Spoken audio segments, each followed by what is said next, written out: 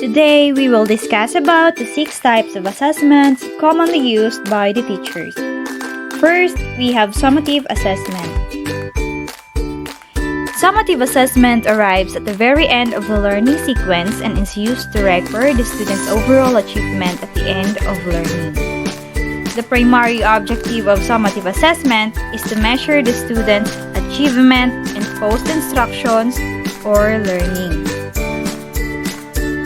Examples of summative assessments are midterms and final papers and examinations, which give overall knowledge test of the students at the end of the learning. Secondly, we have formative assessment. Formative assessment includes a variety of formal and informal assessment procedures which are used by teachers in the classroom so that they can modify the teaching and improve the student's attention, retention, and his learning activity. Examples of formative assessment includes asking students to, first, draw a concept map in class to represent their understanding of the topic. Second is to submit 1 or 2 sentences identifying the main point of a lecture. And third is to turn in a research proposal for early feedback. Thirdly, we have evaluative assessment. Evaluative assessment is concerned only with the evaluating assessment. The overall idea is to evaluate the assessment in the school or in system or in the department. Evaluative assessment is done only with the aim of evaluating and grading the candidate or the student. So, diagnostic assessment is a form of pre-assessment that allows teachers to determine students' individual strengths, weaknesses, knowledge, and skills prior to instruction. It is primarily used to diagnose students' difficulties and to guide lessons and curriculum planning.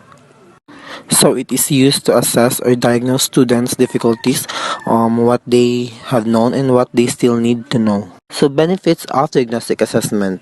Diagnostic assessment benefits both the instructor and the students. First, it allows teachers to plan meaningful and efficient instructions. When a teacher knows exactly what students know or don't know about the topic, she can focus lessons on the topics students still need to learn about rather than what they already know. This cuts down on students' frustration and boredom. It helps teachers to plan meaningful and efficient instructions, enable for the students to digest the knowledge that the teachers want to impart to them, and it also improves the teachers' transparency in giving instructions.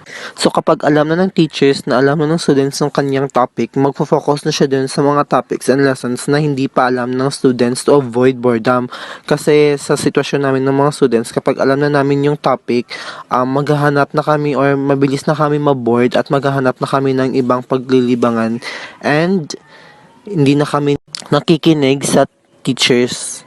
Second, it provides information to individualize instruction. It may show a teacher that a small group of students need additional instruction or particular portion of a unit or a study. He can then provide remediation for those students so that they can fully engage with new content.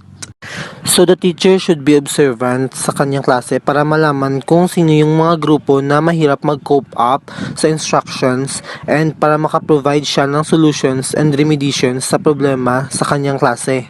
Similarly, if a teacher discovers that a group of students has already mastered a large portion of a unit of study, he can design activities that allow that group to go beyond the standard curriculum for the topic through independent or small group study. So, kapag nalaman na ng teachers na na-master na ng students yung large portion ng topics or ng unit, he or she will design new sets of activities enable for the students to go beyond the standards of the curriculum and to improve their skills.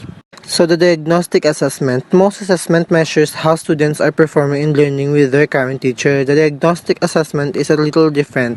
By measuring the students' prior knowledge, it measures what previous teachers and schools have taught them. So, diagnostic assessment really focused on the knowledge that the school or the teachers imparted to the students.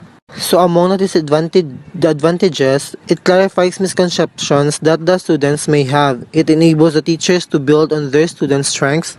It shows how much groundwork the teacher will have to do to introduce new concepts or information. At the end of the course, the teacher can show the students their pre-test and point on how much their knowledge has grown. So the diagnostic assessment and students. The diagnostic test in education is meant to improve the level of teaching and learning.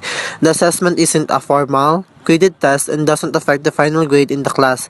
From the student's perspective, it's low stakes.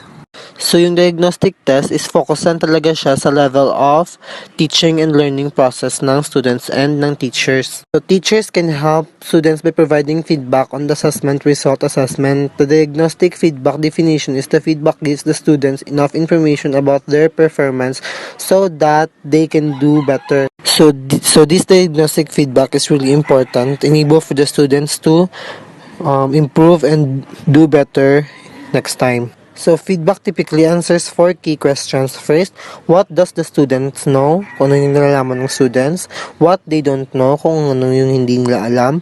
How do they compare to the rest of the class? And how can they improve o kung paano sila may improve at madedevelop. So keep in mind, another valuable use of diagnostic pre-test is to give the students an idea of what they will have learned by end of the learning period.